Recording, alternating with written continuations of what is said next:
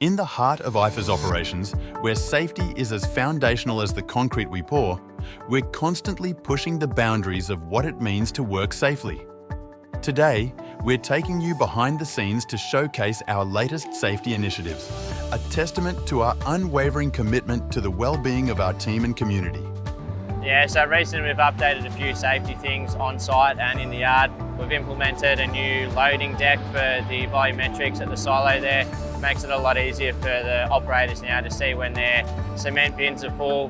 We've updated and upgraded our lifting chains and procedures of lifting the roller screed off our float. We've introduced guide ropes, we've looked after all that. Everyone should be up to standard of what we need. In a continuous commitment to safety and environmental responsibility, Eifers has taken another significant step forward. Our latest initiative involves the installation of new chemical signage on our chemical storage container within the yard.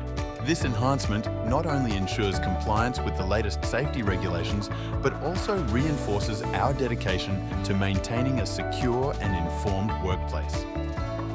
As we wrap up our journey through Eifers' latest safety enhancements, it's clear that our commitment to creating a safer workplace is more than just policy. It's a promise to our team, our clients, and our community.